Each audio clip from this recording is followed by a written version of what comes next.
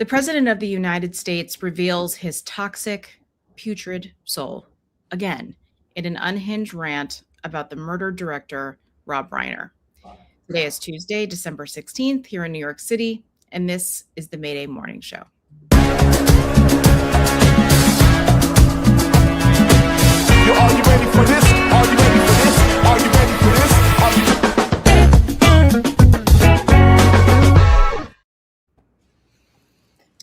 Good morning, everyone. It is once again a day where Donald Trump has done something really, really, really terrible. Yesterday, I think it was in the morning, Donald Trump put out a statement on Truth Social about Rob Reiner and his wife, Michelle, who were murdered senselessly in their home, allegedly by their son, Nick. I'm going to put this up here. Julie, would you like to read that? I don't want to read that, but I will for people who are listening and not watching. This is what the President of the United States, the most powerful man in the world, wrote yesterday. A very sad thing happened last night in Hollywood. Rob Reiner, a tortured and struggling but once very talented movie director and comedy star, has passed away together with his wife Michelle, reportedly due to the anger he caused others through his massive, unyielding, and incurable affliction with a mind-crippling disease known as Trump derangement syndrome, sometimes referred to as DTS. He was known to have driven people, all caps, crazy by his raging obsession of President Donald J. Trump, with his obvious paranoia reaching new heights as the Trump administration surpassed all goals and expectations of greatness, and with the golden age of America upon us, perhaps like never before. May Rob and Michelle rest in peace.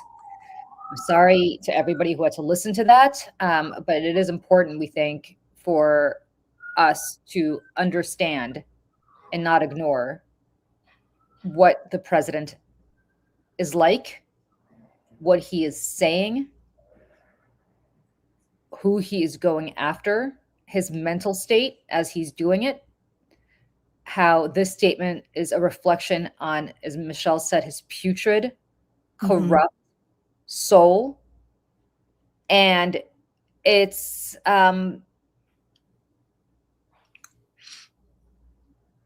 just Michelle. It's no knock on Rob Reiner. I don't even, if I'm the Reiner family, I couldn't care less. Yeah, I think it would be more, this is exactly why Dad or whomever, this is exactly why Rob and Michelle fought so hard against this man, because he's a bad guy. He's an evil, evil person. And, to the people on the right, now I will say that there's a lot of people on the right who are rightfully disgusted by Donald Trump's comments and have called it out, which, I think is appreciated just as a human being. But part of me is like, where have you been? This is who he is. This man, in the early days of his campaign, called Mexicans rapists. That was literally the day that he announced his candidacy, and then went on to mock disabled reporter. There were tapes of him saying he was going to grab women by their pussy. Let's call it what it is. Yeah. And I mean, the list goes on. I mean, how many dozens of credible accusations of sexual assault? I mean, it's been 10 years, not to mention the 40 plus before that of him just being in the public eye, of just showing us exactly who he is.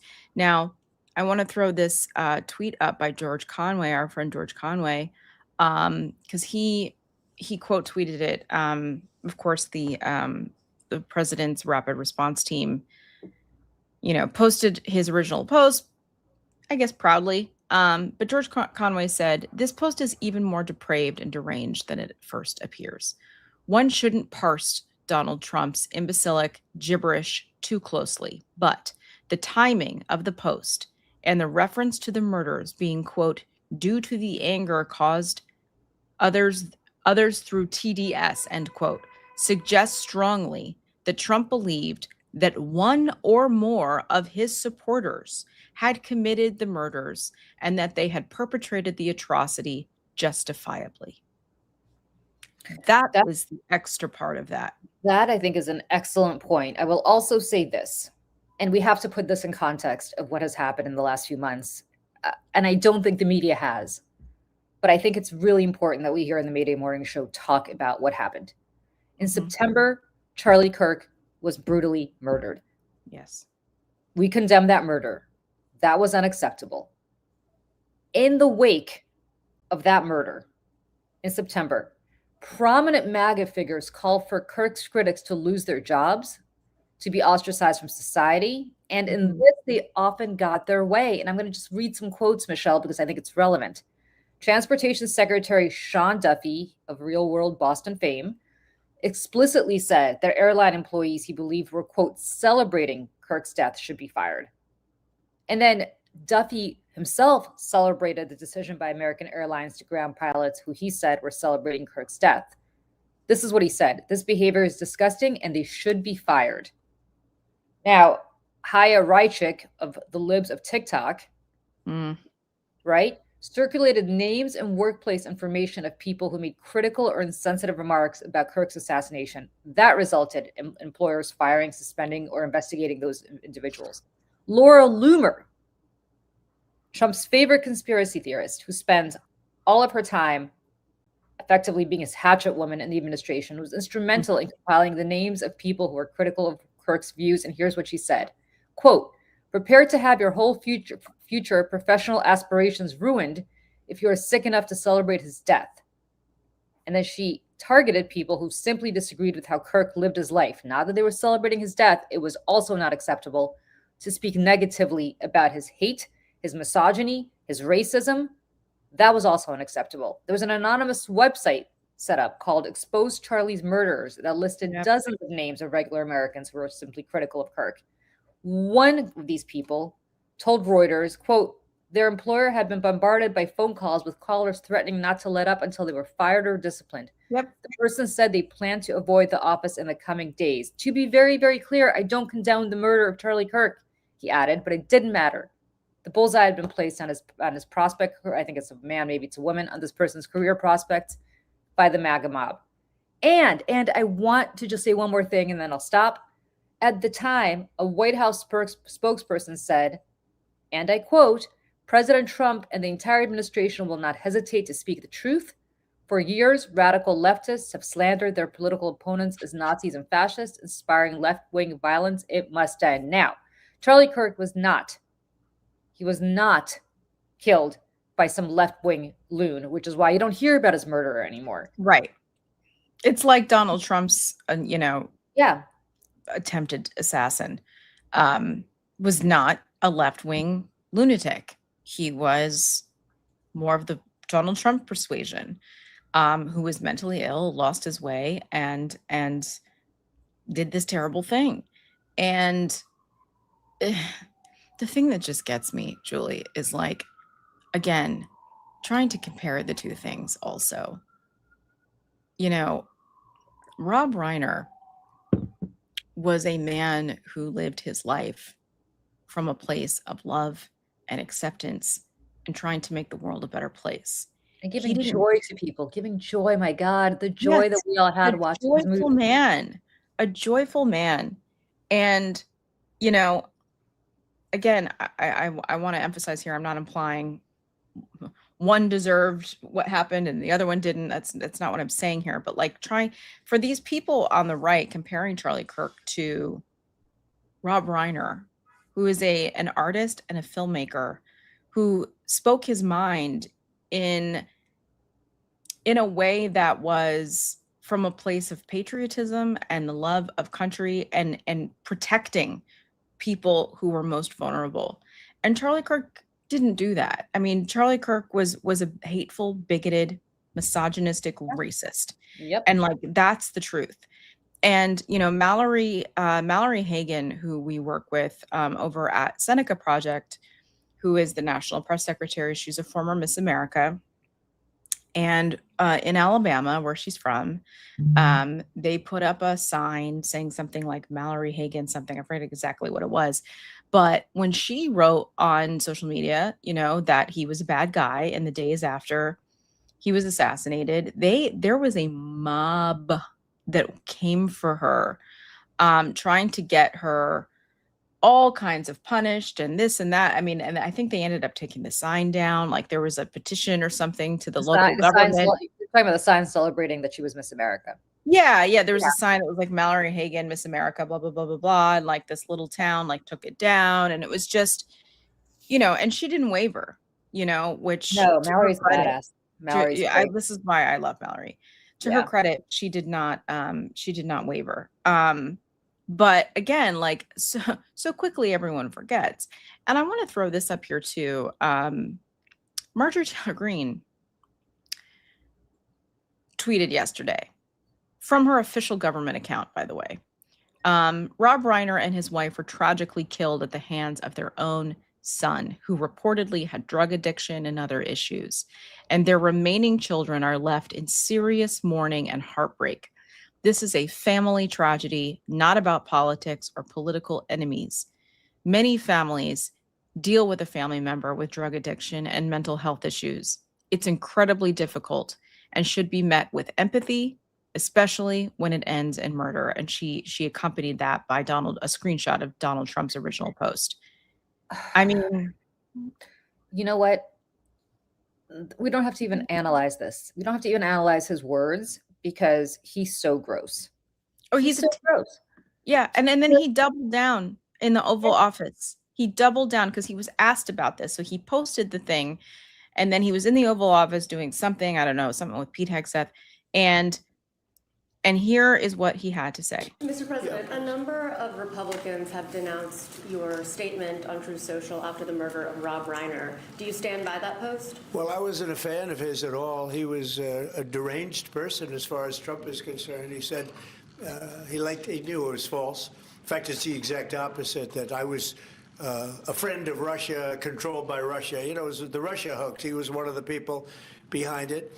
I think he hurt himself in career-wise. He became like a deranged person, Trump derangement syndrome. So I was not a fan of Rob Reiner at all in any way, shape, or form. I thought he was very bad for our country. Yeah. And I will show right into this. Laura Ingraham, one of the most decrepit, vile people, in my opinion, at Fox News in terms of just her cruelty. She wrote yesterday, all caps, Rob Reiner was a legend. She said, his work as an actor and director entertained generations and will live on. We strongly disagreed on politics, but when I ran into him at Brentwood Restaurant years ago, we had a respectable conversation, and he agreed on the spot to come in the studio. And I didn't get the whole screenshot, but yeah, but she said nice things about him. And this article in Slate, which was published yesterday around 5 p.m. Eastern, said Republicans are mad about Trump's awful Rob Reiner post. Something is changing here. The president's grip on his party will survive yet another heartless social media post, but we are experiencing a shift. We are, and not just with respect to Rob Reiner. Mm-hmm. We are experiencing a shift because Trump's grip is loosening for one reason, right? He's basically lost his groove. And it's interesting because no pollsters really thought to ask this question that I've seen, but they are seeing a decline in support for Trump, even among Trump voters. And, yes, the economy has everything to do with it to some extent. Yes, this assault on democracy, I think, has gone too far. I mean, look, when his most loyal voters are staring at the price of meat at the Piggly Wiggly, maybe they understand that he's not doing what he said he was going to do. But there's a reason, I think, Michelle, the real reason as to why he's losing his grip. And that is because Trump is suddenly a loser. He is. And sorry, go ahead. Well, I was going to say, from the very beginning, he was never about selling policy. He was selling winning, right? On The Apprentice, he grasped the oldest rule of American celebrity culture, which is competence matters far less than the appearance of dominance. He played a billionaire in television, so convincingly that millions of Americans forgot the backstory. And Mhm. for his fan club, I think that was part of the appeal. He wasn't just rich, he was indestructible. He lost money, but he never lost the narrative. And that was the magic. Yep. And this last paragraph in this second screenshot Yeah. here from the Slate article um says, points out it's not a full-scale rebuke of Donald Trump, right? But as one longtime party operative granted anonymity in order to speak frankly pointed out to Slate, Trump rules by fear, and people are a lot less afraid of Trump and the political ramifications of challenging him now than they were months and even weeks ago. In particular, the operative highlighted the president's failure to rally Indiana state senators to vote to gerrymander the state last week, a failed bid to deny Democrats, and I can't see it because there's a banner there, but you get the point. And Well, yeah, it's just people are, and this last thing here, people are looking at what's next. And I think that is a big part of this also. yes, and I think that is a really crucial part of this, but it's Indiana. There's an interesting thing that happened a few days ago that didn't really get much attention because it's stupid, which is that Trump announced a pardon, and I put pardon in quotations, for Tina Peters, who's the former Colorado Yeah. county clerk convicted of state crimes tied to a 2020 election data hack. Now, Mhm. the only problem is that Trump decided to ignore the Constitution again. Of course. A presidential pardon doesn't apply to state convictions, and so the person who controls Peter's fate is not Trump, no matter how omnipotent he pretends to be. It's actually Colorado Governor Jared Polis, a Democrat with no intention of indulging Trump's theatrics. And for the rest of us, I think the Peters pardon was a joke, but for MAGA, it was something else, another glimpse behind the curtain. If Trump can't even force Polis to comply with his demands, maybe he isn't all powerful after all. Right. The emperor has no clothes. The man behind the curtain. Like this is literally the part where Dorothy goes behind the curtain and sees that the wizard is just a man. And I think the most damaging blow to Trump's ego is actually not rhetorical, Michelle. It's arithmetic. For years, his escape hatch was voter fraud, right? Lost an election, it was rigged. Lost a recount, it was corrupt. Lost in court, it was activist judges. But the problem is that Republicans now control the electoral apparatus in many of the states they keep losing, like Georgia, like Mississippi, where they lost a supermajority in November. At some point, even conspiracy theories collapse under their own contradictions. And for Trump, he's always feared one thing more than prosecution, more than scandal, more than humiliation, and that's being seen as a loser. Yeah. Not just being seen as a misunderstood genius or a persecuted hero. He's just a guy who loses. And I think it's important to note that for MAGA voters, for all their loyalty, are not sentimental. Voters are not, listen, I've dealt with them for years. Voters are not sentimental. They didn't sign up for Trump because he shared their pain. They signed up because he promised dominance. Right. And there's only one unforgivable sin in that scenario, and that's losing. And he's losing. For the first time, he can't hide behind a catchphrase, a conspiracy, a reality show edit. As you said, the curtain is up and the excuses are wearing thin. Yep. And the Slate thing raises an interesting point. The most unsettling question now isn't whether Trump is losing, it's what he will do next to avoid admitting it. Right. Which is terrifying. That is terrifying because he is not, again, like when he was being mentored, led at all by the notorious Roy Cohn, the one thing that he taught him was like, even if you're losing, you have to say you're winning. And so they would leave a courthouse after losing a case, and he would be, asked by a reporter, like, what happened? And he'd be like, we won very strongly. So this is not new for him, and he doubles and triples down. And then he goes, he goes for the jugular, and he will come for revenge. This I am your retribution. Like this is fundamentally who Donald Trump is. And this is why the Rob Reiner thing is like so, I wish I was better with words. I would have some, like it's there's just something so primally and fundamentally just evil and bad. And I'm like, Donald Trump is a bad person. It's not like he was a good person or he's got some sort of like inner Ebenezer Scrooge where he's going to wake up the next morning after being visited by three ghosts and like find that he's a good man deep down inside. There is nothing there. There never has been. There never will be. Donald Trump is an evil, evil, evil man who cares about no one and nothing except for Donald Trump. That is it. That's not a catchphrase. That's not me being, politically, I don't like him. That is on a human level. That is who Donald Trump is. He's a bad, bad man. And he keeps showing us this over and over and over again. Listen, And yeah. he's the man who built his empire pretending to be a winner. And now he's confronting a truth he spent a lifetime avoiding, which is that he's always been a loser in business, in personal affairs, in life. Mm-hmm. Mm-hmm. He has bankrupted his businesses. He has bankrupted his family emotionally, personally, in every way. He has taken children and made them empty vessels like he is. Yeah. Empty vessel. He is a loser. He Yeah. has not succeeded at any aspect of life.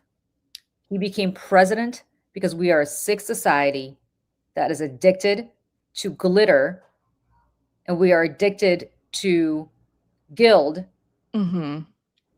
but we're not addicted to gold. In the sense that we're not addicted to what is real and tangible that you can touch and is valuable. We're addicted to the veneer. And the other thing here that makes me so angry, and I was thinking about it last night, and I had to catch my breath, is that Joe Biden is a good and decent man. Yep. He has spent his life in public service.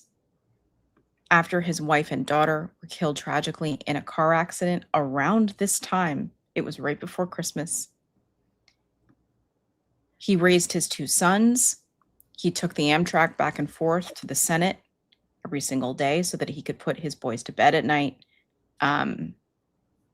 He has spent his life as a good man, an empathetic man.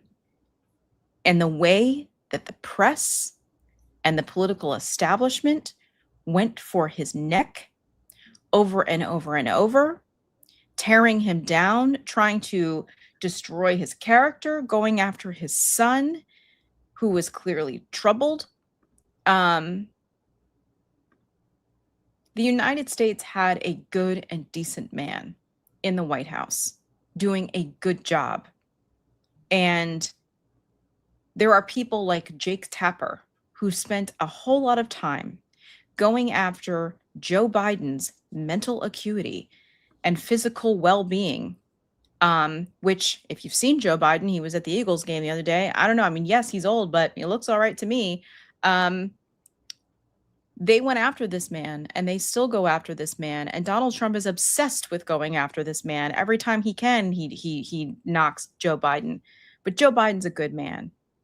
He lived as a good man, and someday he will die as a good man. And Donald Trump is none of those things. And the fact that the United States of America went to the voting booths in November of last year and chose this is why I have such a hard time not being completely and utterly cynical about my fellow Americans for not being able to see what was in front of them, because Joe Biden wasn't perfect, because Joe Biden wasn't younger, or Joe Biden. And listen, I feel like Joe Biden could have been younger and it still would have been, they would have found some kind of problem. And then,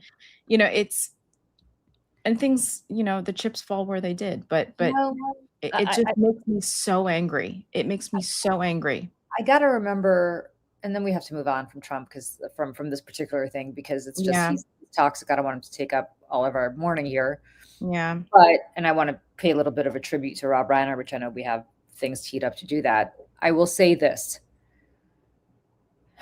Les Moonves, who was once the head of CBS News before being fired in a sex scandal, and leaving CBS as a disgrace. When Trump first came on the scene back in 2016, he said, if you remember, Michelle, it may be bad for the country, but it's great for CBS.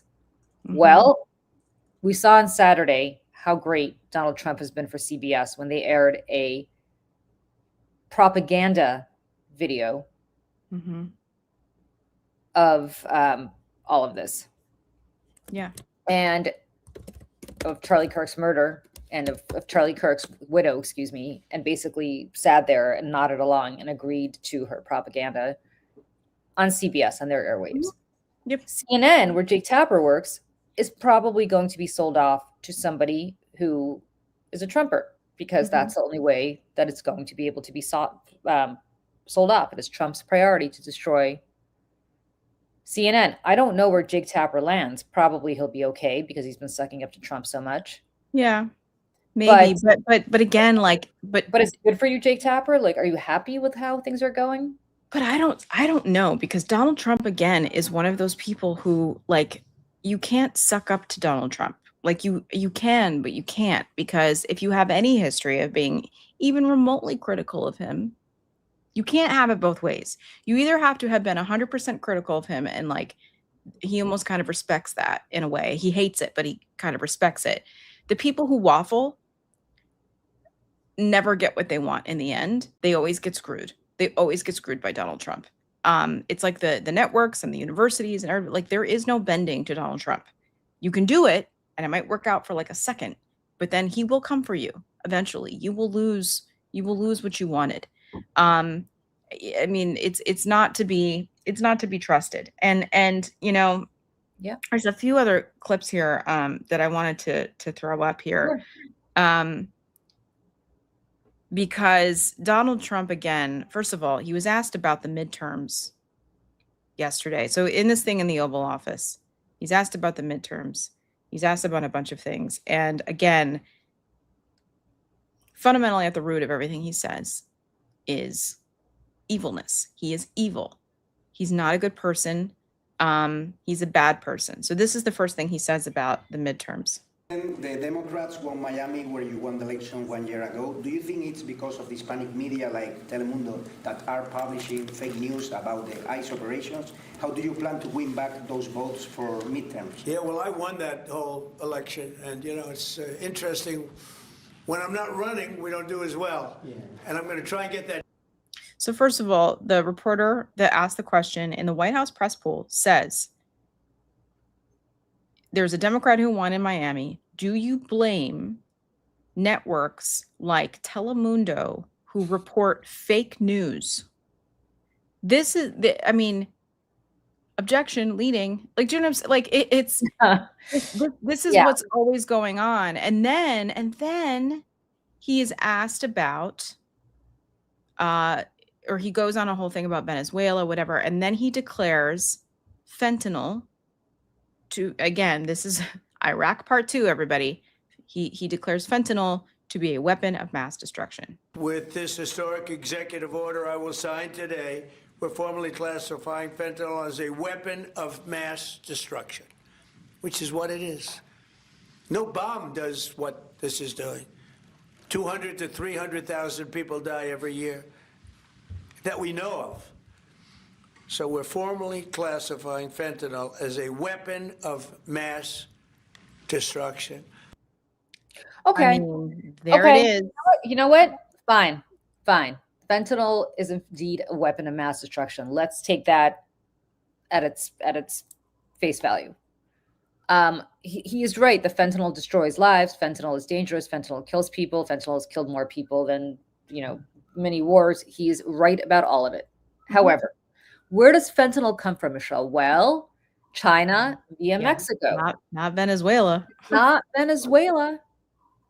And it's not coming, whatever's in Venezuela, whether it was Coke or I don't know what they were supposedly finding on those ships, according to this administration. And frankly, according to Jim Himes, our podcast guest, who said that he believes that there were drugs on those ships. I don't know how he knows that, because he also said that there was no briefing from the administration. I wish we had more time to ask him that, but fine. Let's just assume that there were drugs on those boats. They were headed for Suriname, and then from Suriname, I believe they were headed to Europe. There is Mhm. no fentanyl on those boats because the fentanyl doesn't come from Venezuela. Right. So are we now declaring war on China as part of this war on drugs? Are we declaring war on Mexico? Mhm. Is that the new axis of evil, China and Mexico? Yeah. I mean, what are we talking about here? Right. Yeah. He has It no clue. He has no idea. I'm not even sure he knows where Venezuela is, like, on the map, and I'm not even saying specifically, like, which country in the South America. I don't even know that he knows it's in South America.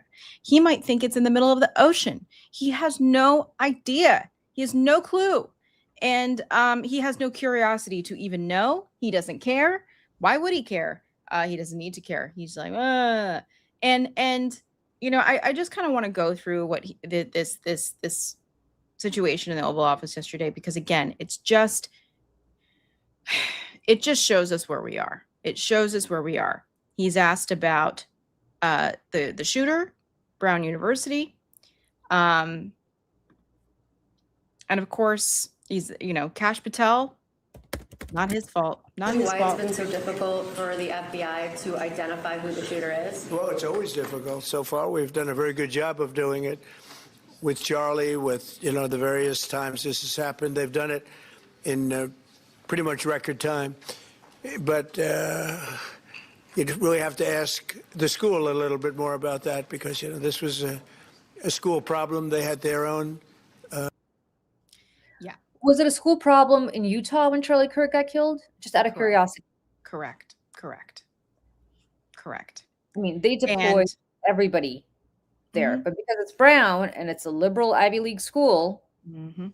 suddenly doesn't matter. By the way, one of the two people who died was I think the vice president of the college Republicans at Brown. Yes. Oh, and and this is now the talking point on Twitter I've seen. I was like, they persecuted her because she was a conservative.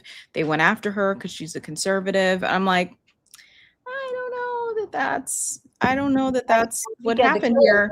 we'll find out. But there was also Yeah. there was also a student from I think Uzbekistan or somewhere in the Caucasus who Right. died. So to be clear, maybe I mean I actually don't say this with any cynicism. I can't speak today. Cynicism. If in fact she was the somebody in the college Republicans, maybe that will inspire the FBI to get a little bit more involved. I mean, but here's the thing. What was Kash Patel doing the last few days when all of this has been going on? He went on Katie Miller's podcast with his girlfriend. Well, a Hunter. Well, I can't talk. Now, with a shooter on the loose being hunted by the FBI supposedly, and I'm not trying to disparage the agents in the area. I'm sure they're on the ground doing their best. But the leadership from the top is Kash Patel, and he is signaling what is important. And what is important to him is not finding the shooter. What is important to him is, again, cosplaying, playing dress up, doing, trying to be a star, and going on Katie Miller's podcast with his girlfriend to talk about whatever. Because they're all planning for the app, they're all planning to monetize this, right? This was a great Yes. gig for him for Bongino. If you remember Bongino, Mhm. when I forgot on who Sean Hannity or somebody a few weeks ago, Mhm. and was confronted by his stupid statements before that he had made about January 6th and how this was all a Democratic setup. And then that was in the wake of them apprehending this alleged pipe bomber from January Mhm. 6th who left the pipe bombs at the DNC and RNC headquarters. And he was asked, like, oh, wait a second. So this wasn't a hoax? Like, this guy actually existed? And he says something, I think, so revealing, which was to the effect of, I used to make money spreading this bullshit. Yes. Now I have a real grown up big boy job. But then Mhm. eventually, perhaps I'll go back to making money spreading this bullshit. And it Yep. was like they gave, he gave up the game Out in the open. out in the open, out in the open. And I think that's so fascinating. Yep. Because this is the plan for all of them. For Mhm. all of them. They are going to go out and make a shitload of money when they're done. Yes. Like, it doesn't matter to Kash Patel or Bing Bong if they get fired tomorrow, because they're going to go back to their Mhm. stupid, radio shows Yep. and make a fortune. And they're setting themselves up. I mean, and that's the other thing that Because, yeah, for go the ahead. rest of their lives, they will be called former director of the FBI, former deputy director. Doesn't that, I mean, first of all, it gives them credibility that is not deserved at all. But like, it's just like, it's having to call Donald Trump president. You're like, No, because what? it's even worse than that, because it lends to their conspiracy, which Yeah. is, well, I was, when I ran the FBI, I can't talk about what I saw, but let me tell you something. Mm-hmm. You should have Yeah. seen. Yeah. And, Oh, it's so dangerous. It's so dangerous. it's going to give them more fodder to Yep. spread their bullshit, right? And Mhm. it's the same way that when Janine Pirro, was a judge for 5 seconds and played one on TV for 5 seconds, Mhm. everybody had to call her Judge Janine. They had to call her Judge Janine, Dr. Phil. right? Like, you Now know it's what I going to be mean? Director Patel for the rest of your life. Oh And my God. when I saw what I saw when I was leading the FBI, I mean, I can't tell you what it is, but let me tell you right now, it's really, I mean, that's what we're dealing with. That is what we're dealing with. Yep. Yep. And and for people who are like, if they're not in prison, you guys, they're not going to prison. They're No. not going to prison. Not unless because- they undo pardon powers or something like Because that. Trump is going to pardon everybody on his way out the door, Yep. Yep. unless they pissed him off. Correct. And Which, they're not going to it's a do that. crapshoot. Yeah. It's a crapshoot. I mean, I think for the most part he will. I mean, listen, he's pardoned now over 2,000 people just in the first year. And I mean, yes, that includes 1,500 insurrectionists, which, I can't even begin to get into. But Donald Trump in the Oval Office yesterday said a bunch of crazy shit. He was saying stuff about the tariffs and something else. But this this again shows us who he is. Not necessarily like the evil version of him, but like the lost, weird, loser, awkward. Like, I watched this and I imagined being at a cocktail party where Donald Trump shows up by himself and nobody wants to talk to him. That is what I saw when I watched this. And everybody was posting this on Twitter being like, oh my God, how awkward is this? You can see Pete Hegseth in the back. I think he's like giving a medal to these service members and shaking their hand or something. And just watch Donald Trump.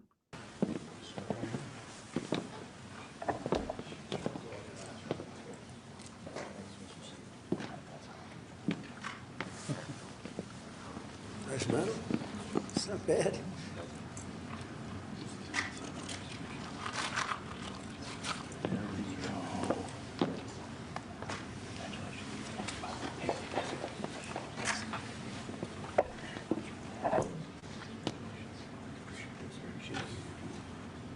That's a great job.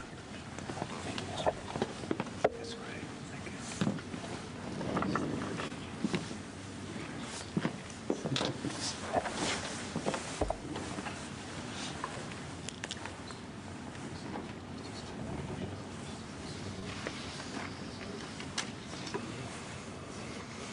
Like, what a totally weird.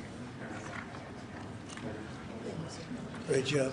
Great job. What? I mean, Fish out, like, do you know what I'm saying? Like, that's all. I was like, that's just, again, it's like for people who all these paintings of him being this like strong, oily, hairless muscle guy with machine guns, like, that's who Donald Trump is. He's an old, doesn't know where he is, doesn't know where his nose is, walking around, or standing in an office, not knowing what to do, awkwardly like, he this is who he is. He's addled, he's unwell, he's not particularly charming, he's not good in a room. it's interesting because I know people who belong to Mar-a-Lago and golf with him, socialize with him, and they will tell you he's a really funny guy. And maybe that's true. Maybe that's true. But I don't know that he's a really funny guy anymore. I think Yeah. he's just, and we talk about this all the time, Michelle. Like, I'm going through it with my own family right now. Hmm. I think dementia and Alzheimer's is a really horrible disease. It steals who you are. And you might have been funny, you might have been kind, you might have been just a fantastic human being. None of this ever applied to Trump, by the way, but let's pause it for a second that that's who people around him believe he was, which I don't even think his kids do. Hmm. What this does to you is it gets rid of that, because the more addled you get, the more scared you get, the more you lash out, the more you get, and that's what he's dealing with. Hmm. The problem is that we are a country governed by him. This is not grandpa who needs to be Yeah. treated and taken care of, Yeah. and he doesn't have, I mean, I this obviously sounds completely self-evident, but I think it's relevant. He doesn't have a wife who gives a shit, who is around him She hates him. to protect him. Yeah. As he's going through this, he's got paid people Mhm. do this. Who But it's need not- him to be like this so that they can do what they want. Yeah. Stephen Miller, Russ Vogt, JD Vance. I mean, they need to do the crazy, evil things that they want to do. And so they need a dementia ridden, addled, diaper Donald Trump sitting there, who will just go, yeah, whatever, because he's not fighting back anymore. Yeah. He's not yelling at anybody. Like that Slate article said, that no one's afraid of him anymore. And I don't know if that's a good thing or a bad thing at this point. And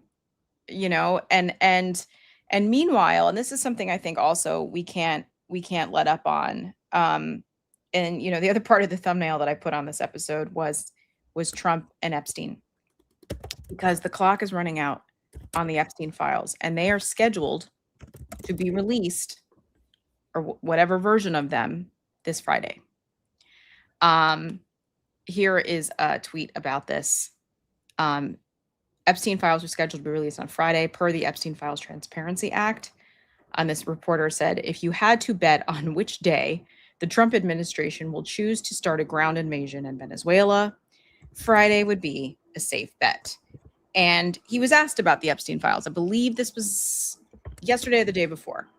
President, there were new Epstein photos released today showing you and also Bill Clinton, Steve Bannon. What were your reaction to those new photos that were released? Well, I haven't seen it, but I mean, everybody knew this man. He was all over Palm Beach. He has photos with everybody. I mean, almost, there are hundreds and hundreds of people that have photos with him. So that's no big deal. I know nothing about it.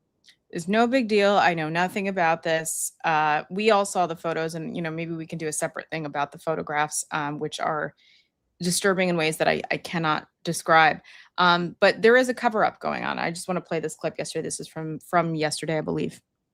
The situation in which I think Donald Trump is depending on is that he will continue to apply pressure to the GOP to continue to engage in a cover-up. And so, we're going to continue to put the pressure and use the bully pulpit and the pressure of the public for him to comply, because this is a serious criminal investigation. Because Donald Trump is a pedophile. Donald Trump is a pedophile. Donald Trump is a pedophile, and he is being protected by everyone in the Republican Party. And that is not something, despite everything. And there is every single day a deluge of horrible things that he's either saying or doing, or, and this is the one thing, again, this is how evil he is. I bring us back to the lawsuit that was filed, but then was eventually dropped because she was being threatened by Donald Trump and Jeffrey Epstein. Katie Johnson, she filed a lawsuit in 2016 saying that Donald Trump had raped her when she was 13 years old at a Jeffrey Epstein party, and that he had raped her and then punched her in the face afterward. 13 years old. That's one story out of how many? Again, this is Donald Trump. He is, I think Heidi said something in the chat earlier that was like, I have a hard time even calling him a man or referring to him as a man because of how evil and soulless he is. And there's not one redeeming quality about him. He's a rapist and a pedophile on top of everything else. And I wonder if we will ever know the truth, Julie, or if we'll see the truth, or I don't think we will ever see the truth while this man is president. I think that he will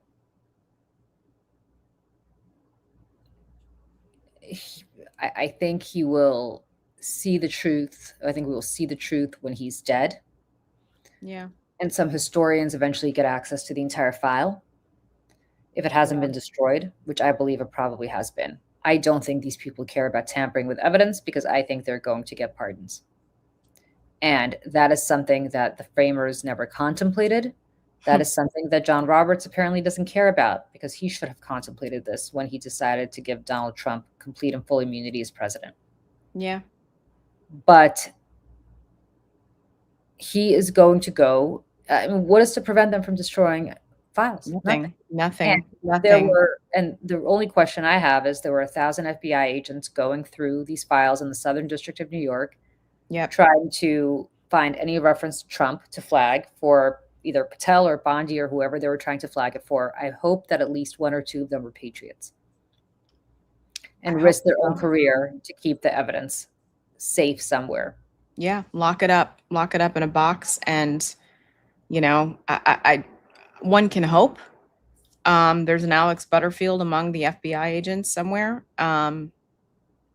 Because if people don't know, when the Nixon tapes, there was really only like 3 people that knew that they even existed, and Alex Butterfield was this like kind of low-level staffer who knew about it, and he's the one who came forward, and probably an unsuspecting person to be the savior and all of that.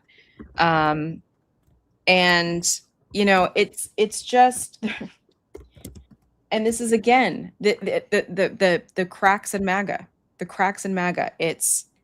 It's the Rob Reiner statement of the cruelty. I think people are starting to see it. They're seeing it because I think the curtain was opened at least a little bit because of Epstein files and people seeing that, he's full of shit and he's lying. And I think when people start to contemplate that this person who they trusted and voted for and supported and maybe even given money to is lying to them. And now he's telling them, you're not suffering during Christmas. You're not suffering during Christmas. You just need to buy less stuff. How dare you complain? Because now he's so angry about this affordability thing. And again, telling his own supporters who are feeling pain, and the economy is killing him in the polls. And just the other night, he did the thing in the Poconos. And this is what he's talking about, like pencils, telling people they need to buy less pencils. You can give up certain products. You can give up pencils. That's under the China policy. Every child can get 37 pencils. They only need 1 or 2. They don't need that many. But you always need steel. You don't need $37 for your daughter. 2 or 3 is nice, but you don't need $37. You don't need $37 for your daughter. I mean, back in May 4th, with Kristen Welker, said the same exact thing. Here it is, back in May. I don't think a beautiful baby girl that's 11 years old needs to have 30 dolls. I think they can have 3 dolls or 4 dolls because what we were doing with China was just unbelievable. We had a trade deficit of hundreds of billions of dollars with China. When you say that. All right, first of all, let's start with the premise. It's a little creepy that he thinks 11-year-old girls are playing with dolls. I mean, okay. Clearly, he, yeah, this is something. Okay, that's not the point. That's Yeah. not the point, other than to say, he's obviously never been around 11-year-old girls. But, I don't know about that, but yes. well, maybe, yeah, I don't know if they were playing with dolls when he was around them, but yeah. Yeah. But what I do think is interesting is his notion that he thinks that people buy 37 dolls for their children. They can't afford one or two One. this holiday season. Mm-hmm. Yep. That's the problem. They can't afford Barbie. They don't need 37 Barbies. They need one for their 3-4-year-old daughter. Yep. And this is what is so upsetting about this is like he has such resentment and contempt for the American people, because up until now he's just been able to say everything's fine, everything's great, and people just kind of go along with it because no one was really hurting that bad. But now they are, and they're seeing through it, and he can't stand it. And that's why he keeps complaining about affordability, and he's telling the American people, like, again, this is like abuser, like rapist language of like, I'm going to hurt you and you're going to like it. This is how he talks to people. This is how he acts. This is part of his character is I am going to hurt you and you're going to like it. And if I hear you complain about it, I'm going to punish you. And this is what he does. This is what he does. And, it's the economy, it's Epstein, it's now this cruelty, and the things are starting to pile up. And, again, do I think that this will be his downfall? No, but maybe it's death by 1,000 cuts. Maybe it is. Listen, Maybe it is. I think we've turned a page here. I really do. I mean, I think all the old shit's not working anymore. It's just not. It's not, it's not working anymore. Sleepy Joe, for instance, that wasn't just a nickname. It was a strategy to portray age as weakness. Well, now Trump is on track to be the oldest president in American history. He's visibly aging. He's obviously ill. He's oddly evasive about his health. Medical disclosures come in fragments when they come at all, right? Legitimate questions are waved off as hostile. Reporting is dismissed as treasonous. Yeah. All of this is not working anymore because the transgression only thrills when it feels fresh and potent. Yeah. When it starts to look repetitive or even worse, ineffective, it becomes the dad joke version of rebellion. Mm-hmm. And that's where we are. He's at the dad joke stage of his career. Yeah. Yeah. And I think, again, with his supporters or the people who've even maybe just like lukewarm supported him, not like the people who are showing up to his rallies, but like, I think about it, like if you were in a friendship or relationship with someone, and they lie to you about something small, about like, what'd you do today? And they lie about that. Or what'd you buy at the store? And they lie, just something small and insignificant, right? And then this little voice in the back of your head starts to ask, well, what else are they lying about? And I trust them. And then, these things start to unravel, and then you see other things that they've lied to you about. And then you start to look at the person and be like, do I even know you at all? Are you the person that I thought you were? And the same thing is happening with the American people who have supported him, either a lot or a little, thinking that they knew who this man was and that he was unpredictable, but predictably unpredictable in a way that they never saw the worst, like this stuff coming. I think people are genuinely shocked. And I don't understand how they're shocked because, again, to get back to the beginning, Donald Trump has been showing us who he was, not just for the last 10 years when, Orange Julius came down the escalator, but the decades leading up to that. And especially people like you and me, Julie, who grew up in the tri-state area, who knew who Donald Trump was, who he is, and his reputation. We know people who know him. We know people who know his kids, and have heard stories about Donald Trump for years. And like, again, I wonder which one will be one of the last MAGA, like senators, Congress people, like the ones that are going to be hanging on for dear life to him. Look, and I mean, I'm going to just say this. MAGA voters didn't fall for Trump because he was virtuous, right? They fell for him because he looked like a winner and because he mocked losers with such gusto that his supporters could pretend they weren't among them. But now that spell is breaking. Trump is losing, and he's losing publicly, repeatedly, and worst of all, he's losing visibly. Yep. And the greatest Trump con was never that he didn't fail. It was that he convinced people they would never have to watch him fail in real time, right?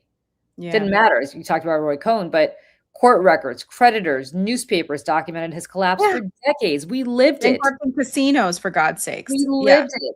We lived it. Those of us who grew up in the tri-state area saw it. We all had access to the New York Post. Yep. And exactly. His acolytes refused to believe them. Yeah. Because The Apprentice wasn't just an entertainment show for them, it was a morality play. Trump posed as judge, he posed as kingmaker, he posed as the avatar of ruthless competence. And season after season, the contestants were disposable, but Trump was eternal. Yeah. And that's the persona that carried him through scandals that would have ended any normal politician.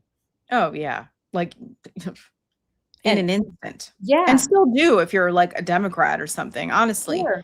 Um, But look, and you have he's a great marketer. He's a great marketer. Bankruptcies were strategic. Scandals were fake news.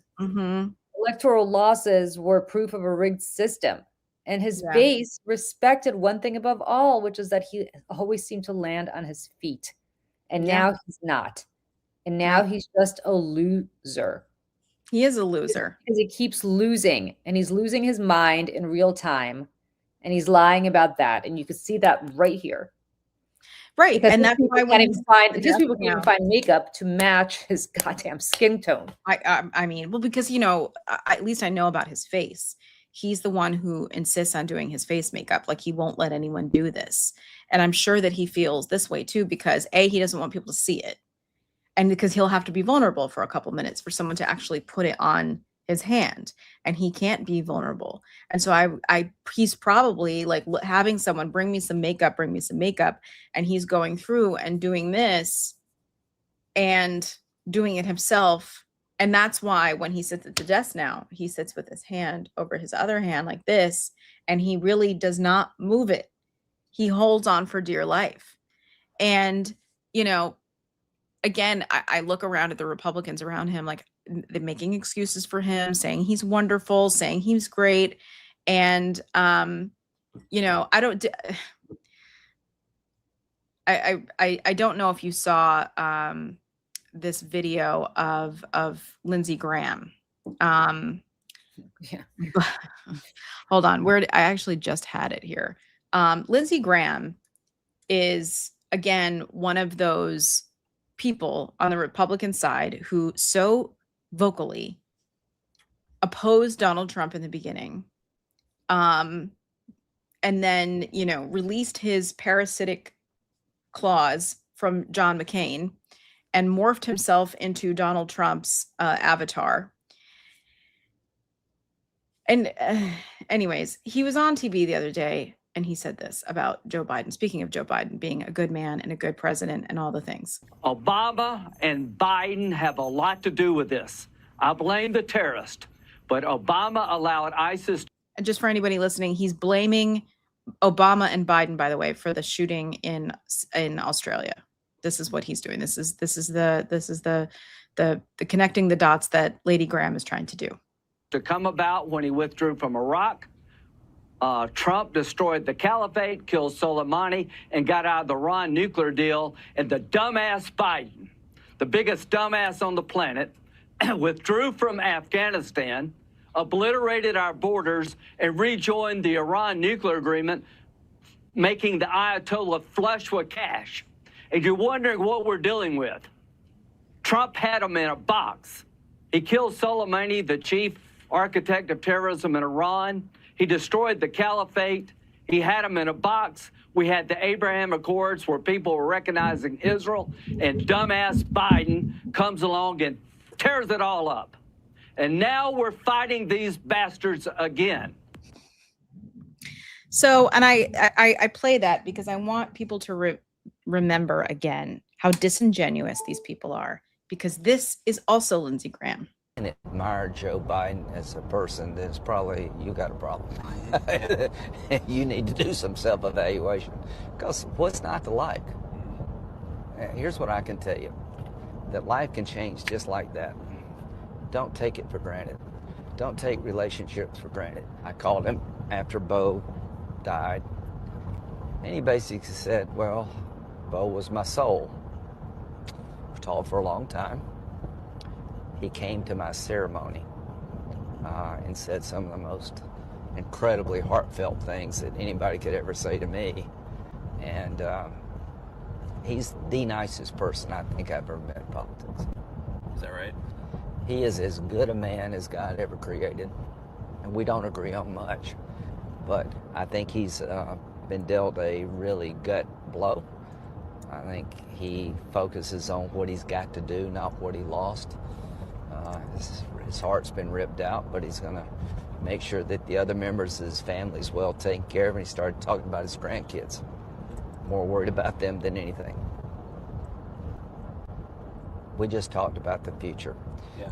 He started talking about the future of his family.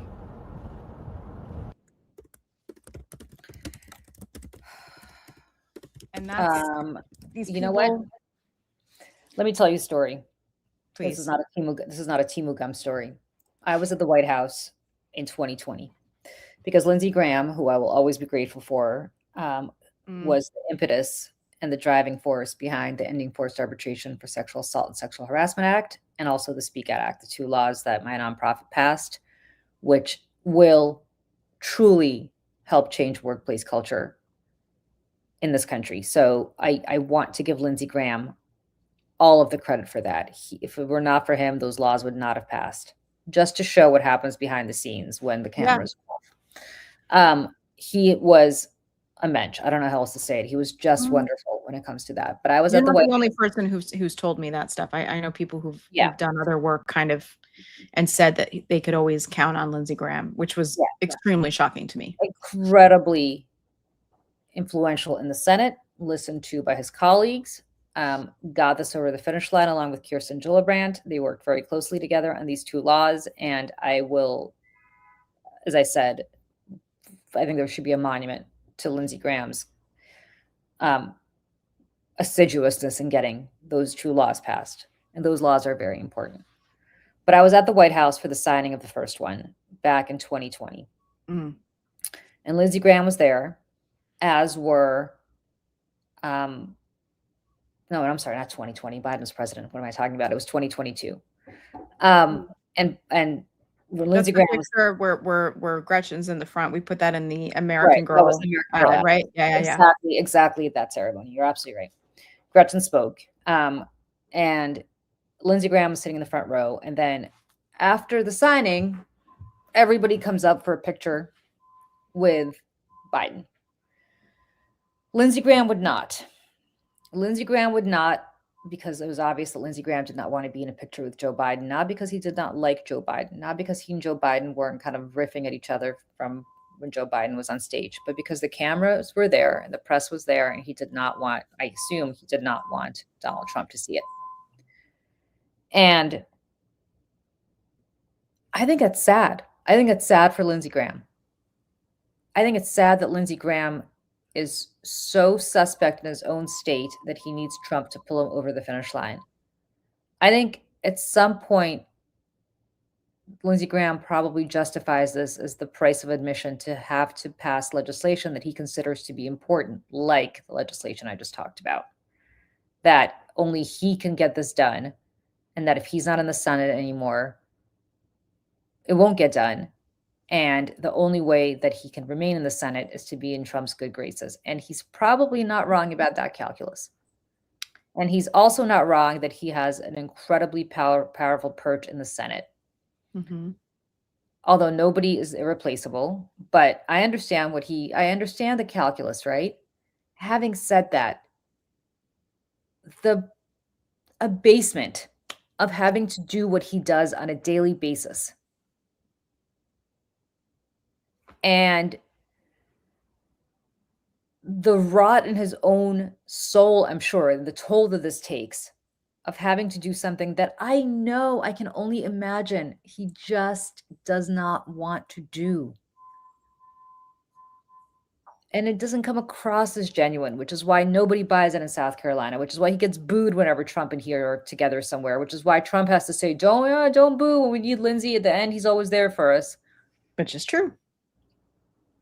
And it's just, it's what did your, old colleague there say? Everything Trump touches dies. I mean, that's just the best example of that. Yeah. His best line. Yeah. Catchphrase. And it's true.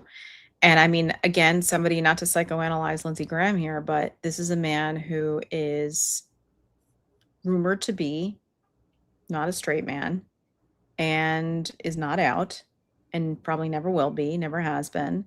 And this is a man who cannot show the world who he truly is and never has and never will.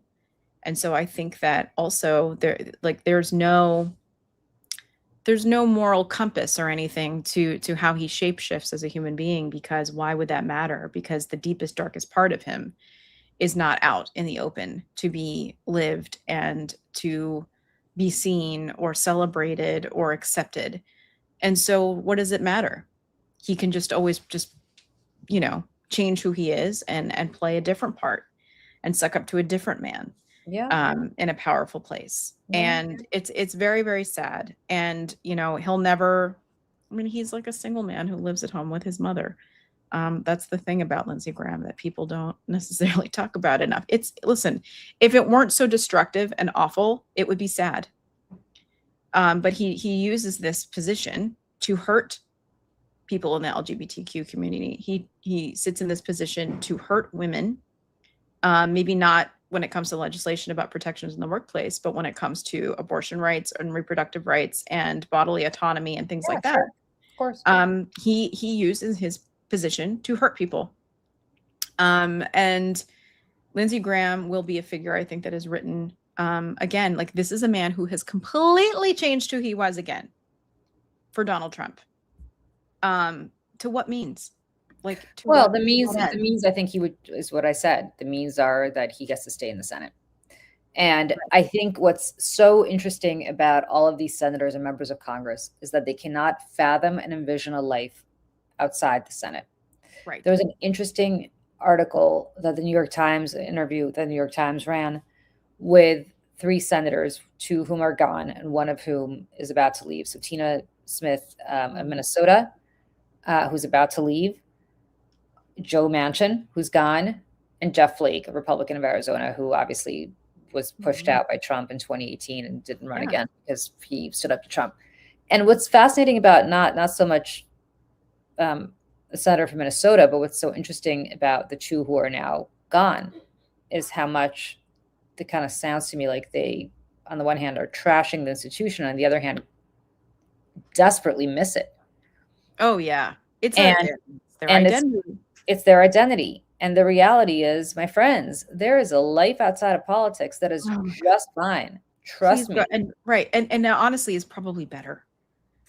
I mean, and that's the thing. These people don't have, and I bring it back to the conversation we had on Over It with Congresswoman Balint from Vermont, who had a career and had a life before she was in the House. And she has said openly that I will have one after, because this is not my seat. It does not belong to me. It belongs to the American people. It belongs to the people of my district. And I will serve in this seat for as long as they want me to be here.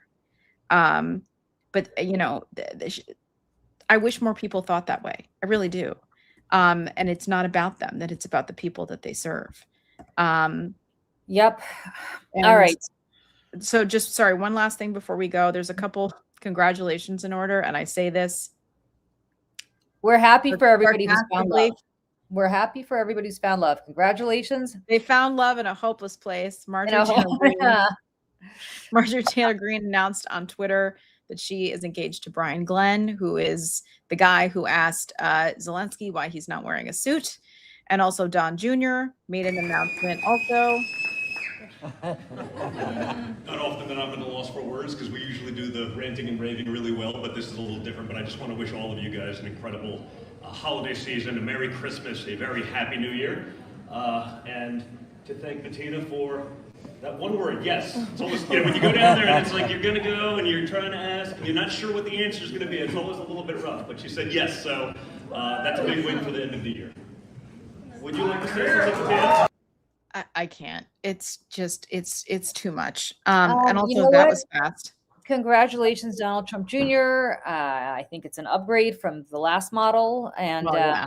I He don't was a little know. less on drugs that in that one. So maybe, you know, we'll see. Okay, all right. I gotta go. I have a sick kid at home. He needs some water, so I gotta jump. Okay. Good to see everybody, and we will see you all tomorrow at 8 a.m. Eastern. We have a podcast that is dropping either today or tomorrow with Bonnie Watson Coleman. Yep. So make sure Great you podcast. subscribe. Yeah, Like make and sure you subscribe and like so that you'll be the first to know. We'll probably set it as a premiere so that people can watch it together. Okay, bye everybody. Bye, everyone.